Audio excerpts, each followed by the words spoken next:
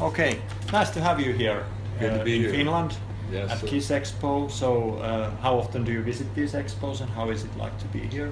Having a blast here, man. Because I mean, these are. I mean, I think there's in the States there's certain ones that they'll do around the country, but it's been a while since I've done one, so I had a great time today, man. Connecting with a lot of the old fans and seeing all those records. Yeah, It's cool. Yeah, and I saw you had about 1 hour of fans just lining up. It's cool, so, man. So Yeah. people still remember that and remember Vinnie Vincent Invasion because that was over 30 years ago. Oh shit, man. Yeah. So we remember that time as well. So when you started out drumming in what it was in the 70s or when it was, who were your main influences when you started out? Drumming wise, Yeah, I would say Ian Pace, Yeah. Deep Purple, and Tommy Aldridge was doing Black Oak, Arkansas at the time. This is before Ozzy and all that. you Yeah, know. in the 70s. So those are probably my two biggest ones, but I liked Bill Ward with Black Sabbath, Neil Smith, and Alice Cooper's band. Those are probably my top guys that I listened to initially, you know. Yeah. And when you started out as a drummer in the early 80s, before Vinnie Vincent Invasion, what kind of guidance did you have back then? What kind of style were you aiming at Right. in the early 80s? I started out playing a lot of rock, and then in 12th grade, I started getting interested in other styles of music, you know, jazz, progressive music, all that. So when I got out of high school, I went to the Berklee College of Music in Boston and studied there a couple years and just completely got into the different style. Didn't even already play rock for a while. And so that's where I really devoted a lot of my time and attention to a lot of the different styles. And then eventually I came full circle back around to play rock stuff again. And when I was out there playing the rock stuff, that's when I heard about the Vinnie Vincent thing and kind of, you know, again, full circle. Yeah, so you talked about the jazz style. How do you think it influences in your playing today? Do you hear it, or is it something different in your playing? Because, you know, it's not something usual for a metal drummer to talk about, okay, jazz. Well, That's you know, different. there's the jazz, the Latin, the funk. My first book was called Metamorphosis instead of Metamorphosis, Metamorphosis, and I did a video and a book, and that's what it talked about, that exact thing, getting the different styles. So even if you're a rock drummer, you blend in some of the different influences and styles and all that. And what was ironic is at the Vinnie Vincent audition, that was the shit he really freaked out over.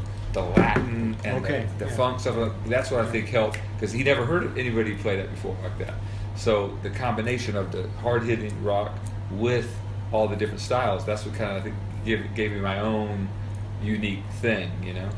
Yeah, and that can be heard on the 2 albums, I think. But It's more subtle. You can just a little piece here, a little piece there. But now for drum solo, then you can really stretch out and do a lot of this stuff. So that's why even to this day, if I do a drum solo, I'll be able to use a lot of those influences a lot easier than on the records. You know. Yeah. So how important was the image overall in those days? Because if you look at these photos, you can sense that, you know, a lot of this was based on image, but on the other hand, you could play. So how did you balance, you know, just you wouldn't perceive as this sort of glam metal thing and just lay out this image of, okay, we can actually play and, you know, deliver good music.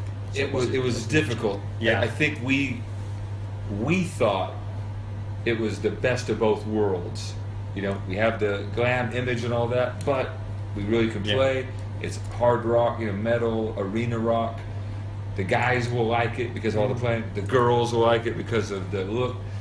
And in my opinion, I think it kind of backfired a little bit, because I think a lot of the female fans maybe didn't like all the, you know, the crazy playing and all that. Yeah. And I think a lot of the guys who liked the playing probably didn't like. So it was almost like you're alienating certain fans, I think, with those two extremes together.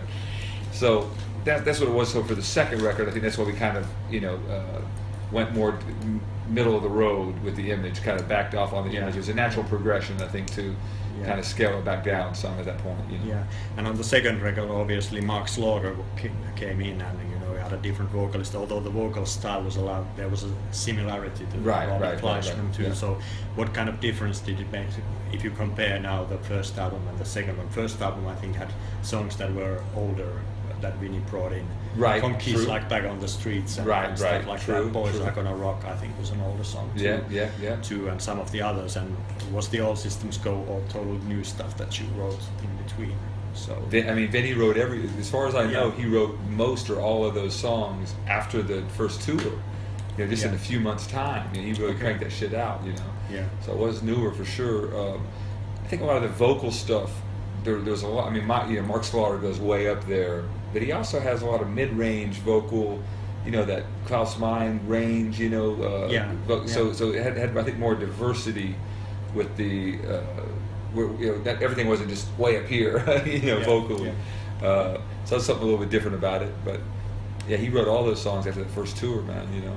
Yeah, and you talked about just in the QA about the differences in the band and some misunderstandings that led to the end of Invasion. But I read about the Chrysalis deal as well, the record company deal. So was that the record company did have any part in the breakup of the band, or not really? No, yeah. I think. I don't think the records did what they thought they were going to do, and again, and there's a lot of different ways to point the finger, like I was saying. But they just Vinnie's deal was based on options. Like it was either a 6 or 8 album deal. So for the first record, pick up the option for the second record. Pick up the option for the third record. So each time they had to do that and pay more money, So they just opted not to pick up the third one. Is what happened, Yeah. And I'm not sure to what extent they knew there was trouble within the band, but I just think they were probably having difficulty, marketing. They didn't really know what to do with it. Maybe Chrysalis wasn't a big hard rock label at that time either. Yeah. They went through a big transition between the end of Vinnie Vincent Invasion and the first Slaughter record. They revamped. They really got their shit together for hard rock, which is why I think one reason they did so well with the Slaughter record. Yeah, that was a really successful 2 years later. The 2 albums, I think, the Stick It To Ya and the Wildlife. Right. One. The Stick It To You, man, just fucking blew up, and I think they really knew how to market. And even Mark and Dana told me, I talked to them around the time before the record came out. They go, man, it's a whole different world at Chrysalis. We walk in over there. They treat us differently. There's people, they know more about how to market the hard rock stuff. He said it was a different culture over there at that point, Yeah. So after the breakup of Vinnie Vincent Invasion, you played with Slaughter live, I think, for a while, but you didn't appear on any of the albums. Well, actually, when I played with Slaughter live, that was quite a bit later. I kind of went back around to play. But out of the gate, when the band broke up, I knew things were going to work out with Vinnie, so I thought about staying with Mark and Dana, and then I just decided to kind of go off and do. I just felt like I needed a break from the entire, from everybody, Yeah. So that's what I did. So I just went ahead and on good terms, because Mark and Dana, we remained friends, But I went off and did some of my own stuff, did some other records, and then eventually did the Nelson record and toured with them, and it kind of went a different direction, Yeah, and you played with Nitro, I think, in '89. I did that record. Jim Gillett was in the band at that time. And so actually, I did the record. I never really officially joined the band, but I did the record. Yeah. So I read they have reformed. I heard that. With Chris Abler on drums from Lamb of God, I think, and from Megadeth. So do you stay in touch with them? I haven't talked to Gillette in years. Michael, the guitar player. Yeah. I run into him. I did his record maybe 10 years ago, one of his solo records, and I see him about once a year or something like that. Yeah.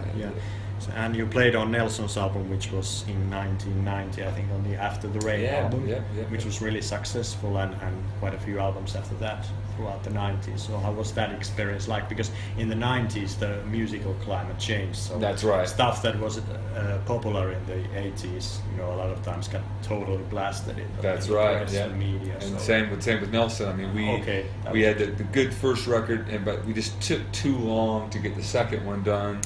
And by the time it came out, nobody cared anymore. The label had shifted all the people that were our allies weren't there anymore and all that. So I ended up doing, I think I did 3 records total with the Nelson brothers. And then they went on. They continued to make records, and then even I through the years I've done shows with them, and I've still done some different things, But yeah, man. After that, after everything just shifted, early '90s, Yeah, well, what do you think happened back then? Was it like was it totally by media, or did the musical climate just change in the business wise, or what happened? Just it sounded fake, It didn't sound like right. Yeah. I think the culture it goes up and down through the years.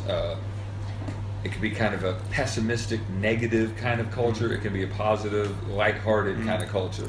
So if you look back at the early '70s, for example, in America it was Vietnam War, Watergate, you had the bad economy and all that. So then you had Black Sabbath. That set the stage for heavy metal back in the '70s, and a lot of it was popular in the media, horror movies, kung fu movies, violence, that kind of shit there.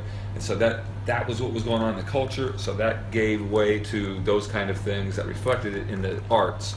In the '80s, everybody was having a great time. It was back when the glam music and the whatever you call it, the hair metal and all that. Yeah, that was a reflection of a positive economy, everybody in good spirits, everything cool. So therefore, it set the stage for more of that kind of party, light-hearted thing.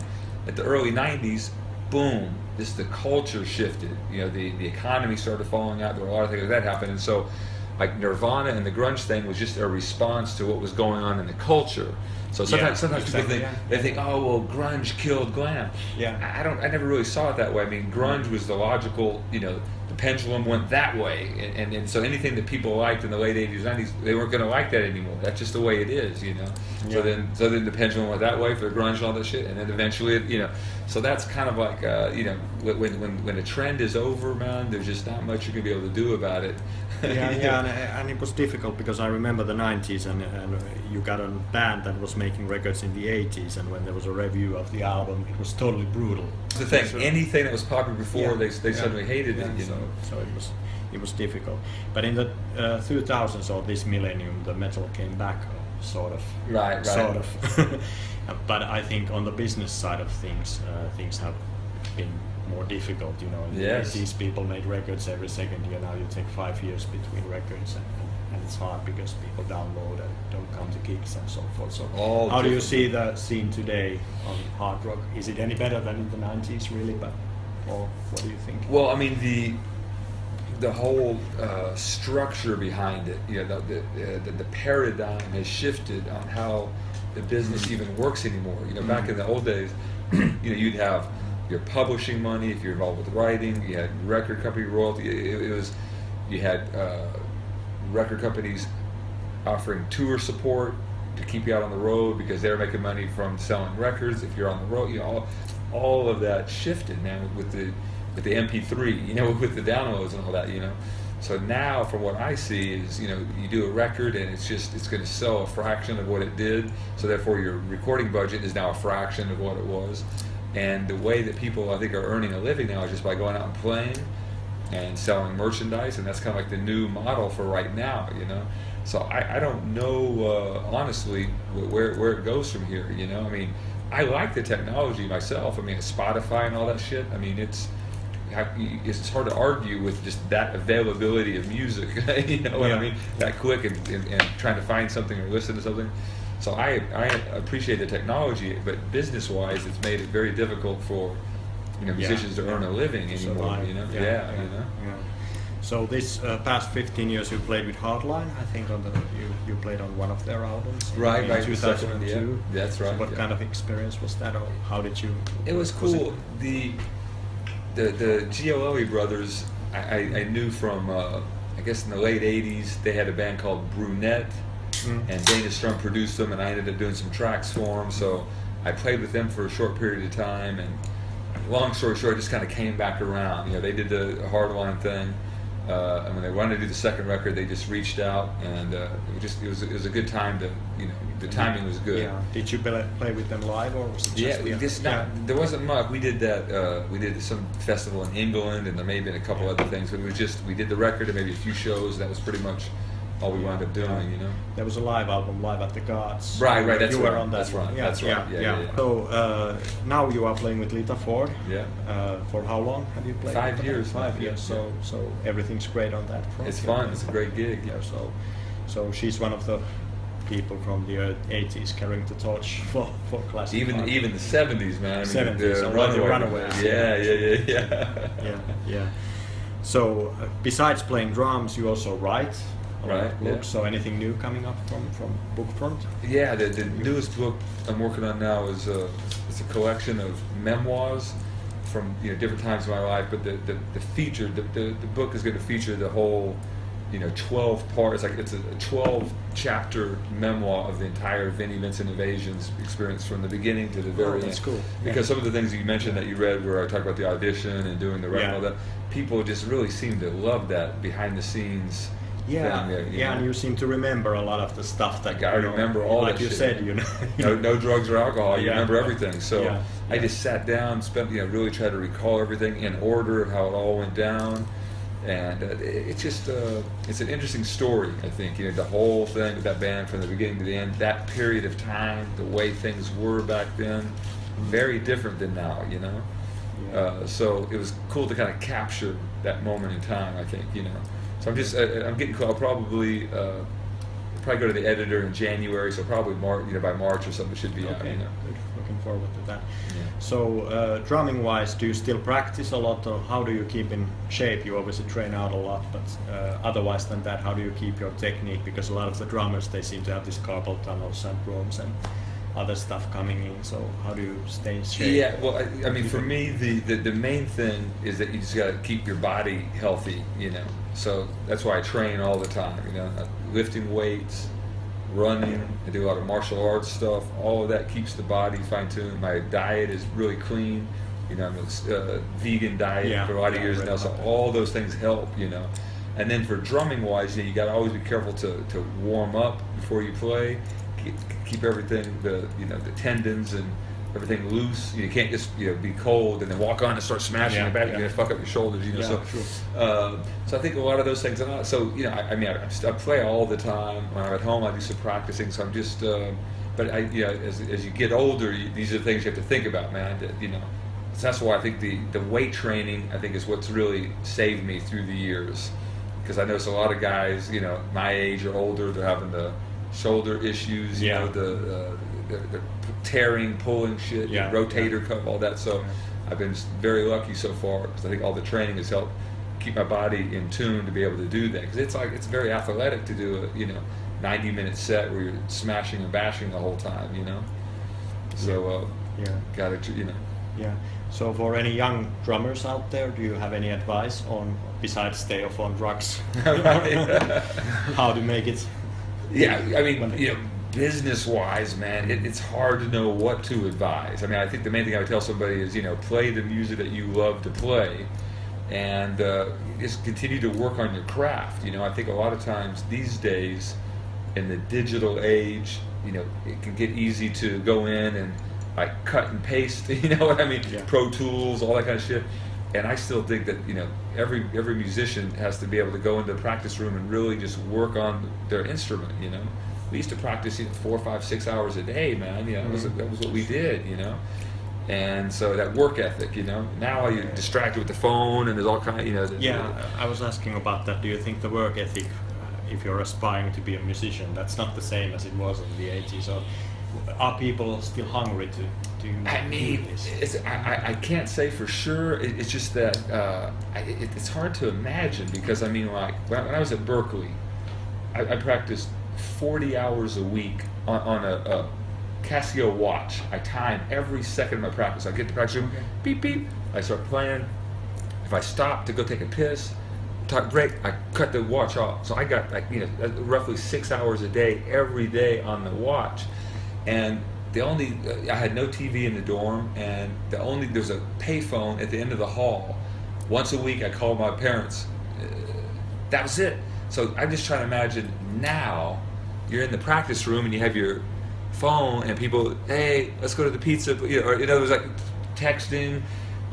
Just the distraction of having that fucking phone nearby all the time, where people, So I'm just saying, I would think it's hard, you know, to do that. And the other thing is that I think you know, I feel like it's like an old man now. The kids today, but you know, all this multitasking. You know, we're talking, and I'm texting, and then over distracts over here, and then watching some of the TV. Your brain is always different, you know, 4 different directions. Yeah. And so, but Somewhere yet, else. that's right. Always multitask. But to me, to really tap into the concentrated effort of becoming a better musician and all that. I mean, you can't have all that. It's about you got to focus on one thing for hours in a row, and you know. So I think concentration, which is one of the main things you really have to really improve your craft and practice and do all the different technique and all that. You know, that's becoming a lost art. You know, we're forgetting how to concentrate because of all the technology culture. You know, so that's the one thing that I think is difficult. Now, on the other hand, by them having that shit, I mean, man, they could. It's incredible what they have access to. If they want to know how somebody played a drum part, all they gotta do is fucking Google it now, and they can watch from 20 different angles, from 5 different shows or whatever, you know. Yeah. So that is, we had to buy the record and just listen and try to, you know, there was no, back in those days you couldn't even videotape anything, you know, in the 70s, you know. So there was nothing like that. So they have incredible access to things that we didn't, but it's a double-edged sword kind of vibe, you know. So it's interesting, you know. Okay. So final question, Vinnie, I think, is coming back to life sort of in the Atlanta Expo. So have you been in touch with Vinnie, or do you know anything about him coming back, or do you plan to go to see? Okay, he's coming. I would, you know, they invited me. Yeah, I mean they invited me to go to be, but I actually have a show with Lita Ford that weekend, so I couldn't go. You know, but man, I haven't talked to Vinnie since like 1992. That's a lot. So I have no idea. I hope he makes it. You know, I mean, I really. Sounds good. Yeah. It's positive and back again. That would be so cool. You know, I talked to Mark Slaughter recently. We all want to see him come back, man. You know, we all want to see him do his thing. So I really hope he makes it, and I hope this is the beginning of maybe more public appearances. Maybe he'll start doing more playing or more recording. I don't know. You know. So. Yeah. Okay.